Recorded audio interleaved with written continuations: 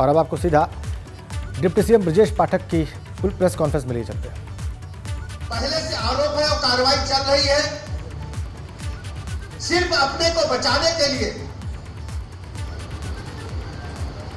भ्रष्टाचार जैसे कदाचार जैसे गंभीर आरोप से बचने के लिए मनगढ़ंत आरोप लगाकर केवल अखबार में छपाने का काम कर रहे हैं। मैं उत्तर प्रदेश के बारे में कहना चाहता हूं कि उत्तर प्रदेश के नेता विरोधी दल ने भी उस पत्र पर हस्ताक्षर किए हैं जो समाजवादी पार्टी के मुखिया हैं। समाजवादी पार्टी का कार्यकाल अपने उद्भव काल से ही भ्रष्टाचार में एकदम आकंठ डूबा रहा है। भ्रष्टाचार के दलदल में समाजवादी पार्टी की सारी सरकारें आकंठ डूबी रही है। अगर प्रमुख घोटालों पर हम नजर डालें, गोमती रिवर फ्रंट घोटाला किसी से छुपा नहीं है, जिसकी इंक्वायरी सीबीआई द्वारा की जा रही है। इसी प्रकार जेपीएनआईसी घोटाला, जीपीएनआईसी घोटाले में तो जो हमारी स्थानीय लेखा परीक्षा है, जो उत्तर प्रदेश की एजेंसी जो जांच करती है, उसने भी कदाचार पाया था। इसके अलावा नोएडा, ग्रेटर नोएडा में जमीन के आवंटन में समाजवादी पार्टी के शासनकाल में बड़े घोटाले हुए थे, जिसको सीएजी ने अपनी रिपोर्ट में उल्लिखित किया था।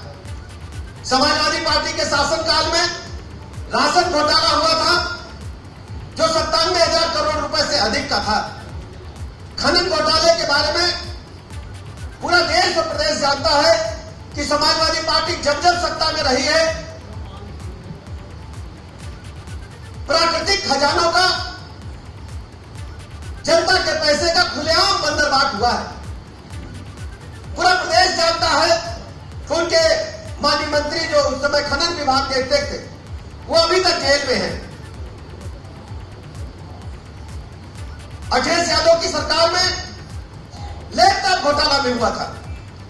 जितने लैपटॉप बांटे गए थे, उसमें से 8 लाख लैपटॉप आज तक गायब है, उनका कुछ पता ही नहीं है। उनकी कीमत 1173 करोड़ रुपए के लगभग है। हम सब जानते हैं खदान घोटाले की सीबीआई जांच पहले से चल रही है। कई अधिकारी उसमें जेल की हवा भी काट करके आए हैं और यह तथ्य किसी से छुपा नहीं है। यह सब समाजवादी पार्टी के शासनकाल में हुआ है। पुलिस भर्ती में जिस ढंग से पैसे की उगाही की गई थी, भर्ती में घोटाला किया गया था, प्रदेश की जनता आज भी पुलिस भर्ती घोटाले को याद करके सिहर उठती है। जल निगम में भर्ती घोटाला हुआ था, जो तत्कालीन उनके माननीय मंत्री थे आजम खान साहब, पूरा प्रदेश जानता है। और सबसे बड़ा घोटाला समाजवादी पेंशन घोटाले में हुआ था। अपात्र लोगों को, अपने कार्यकर्ताओं को, अपने परिवार के लोगों को, अपने निकटस्थ लोगों को पेंशन देकर के बड़ा घोटाला करने का काम समाजवादी पार्टी ने किया था। लोक सेवा आयोग के बारे में पूरा देश जानता है कि जितनी भी भर्तियां हुई थी, उसमें 3 टियर रिजर्वेशन लगा दिया। यानी केवल एक समाज को, एक बिरादरी को उपकृत करने के लिए लोक सेवा आयोग का नाम बदल करके उस समय एक जात विशेष का आयोग करने का काम वहां के छात्रों ने किया था। किसी से छुपा नहीं है। अधीनस्थ चयन आयोग में भी भारी घोटाला हुआ था।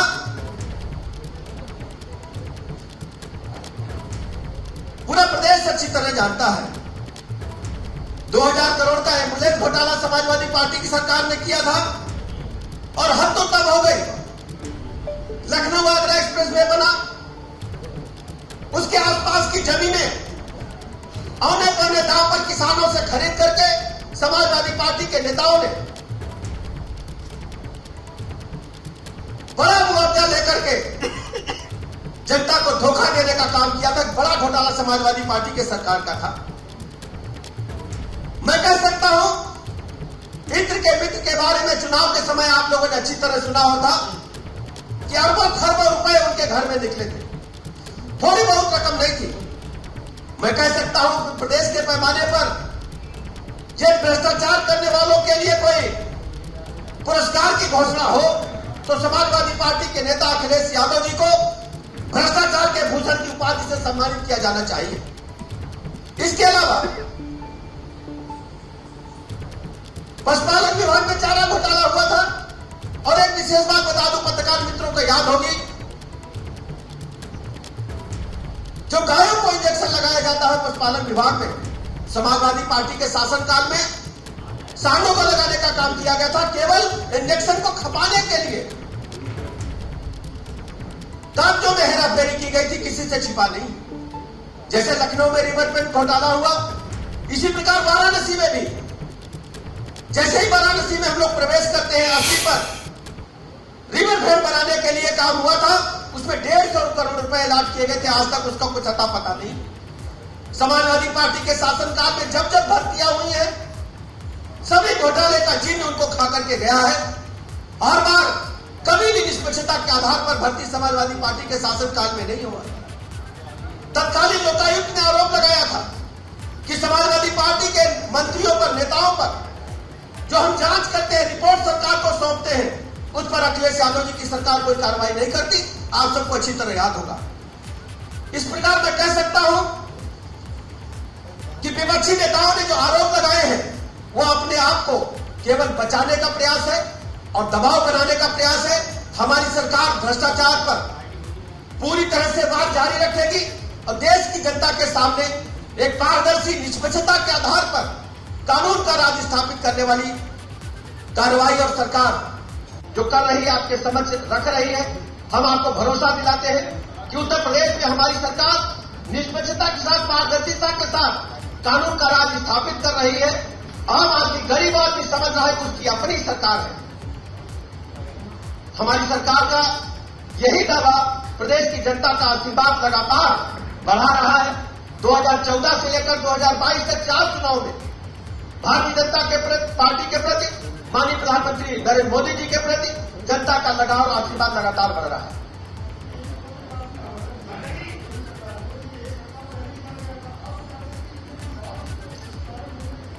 देखिए, लगातार इसमें हम लोग दिल्ली के स्तर पर, केंद्र के स्तर पर, प्रदेश स्तर पर बात करते रहते थे, लेकिन आज हमें महसूस हुआ कि जिस ढंग से मीडिया इनको गंभीरता के साथ ले रहा है, तो हमें प्रदेश की जनता के समक्ष मीडिया के माध्यम से जाकर के दूध का दूध, पानी के पानी करना चाहिए। जिन 9 नेताओं ने पत्र लिखा है उनके बारे में अच्छी तरह जानते हैं और सारे के सारे लोग जांच के दायरे में हैं, भ्रष्टाचार के आकंठ में डूबे हुए हैं और कोई भी एक नाम ऐसा नहीं है जिस पर भ्रष्टाचार के दाग न हो, आरोप न हो। नाम की सूची मैं आपको दे देता हूं, नाम की सूची मैं आपको दे दूंगा।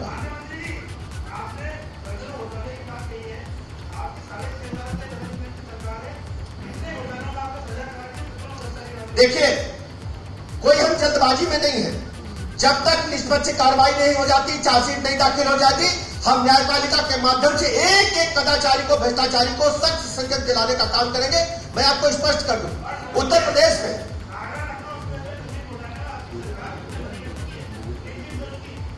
देखिए, हमारी सरकार निष्पक्षता के साथ कार्रवाई करती है।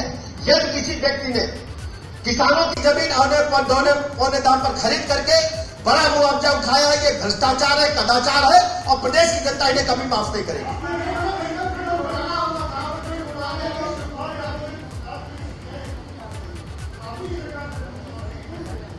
समय आने पर आपको पूरी सूचना हम देंगे, लेकिन हमारा आपसे ये वादा है कि भ्रष्टाचार, कदाचार में हम कोई कंप्रोमाइज नहीं करेंगे। हम 100% निष्पक्षता के आधार पर, पारदर्शिता के आधार पर गवर्नमेंट चलाएंगे। शीघ्र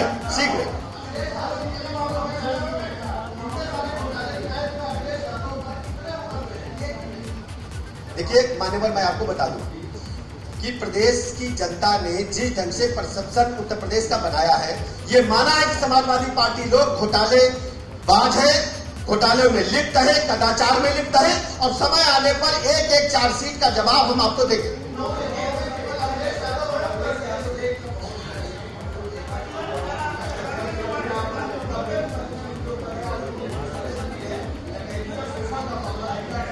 देखिए, डेटा का जो मामला बता रहे हैं, इस मामले में भी सरकार निष्पक्षता के साथ आगे बढ़ रही है। एक एक व्यक्ति जो कदाचार, भ्रष्टाचार और अपराध का दोषी है, किसी को बख्शा नहीं जाएगा।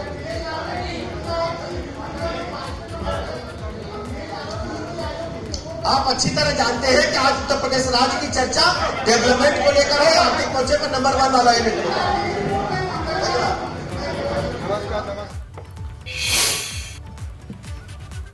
समाजवादी पार्टी पर आक्रामक दिखाई दिए डिप्टी सीएम ब्रजेश पाठक। सपा सरकार में कहा उन्होंने कि सपा सरकार में केवल घोटाले हुए हैं, पुलिस भर्ती में घोटाला हुआ है।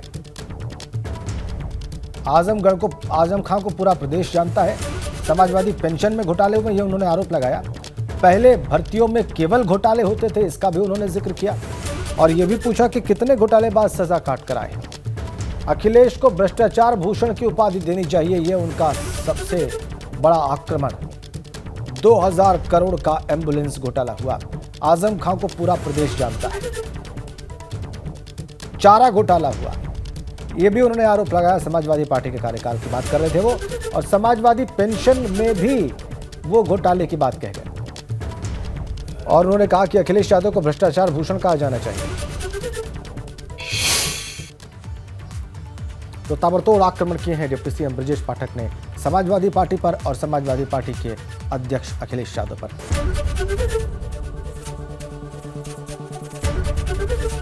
एबीपी गंगा, खबर आपकी, जुबान आपकी।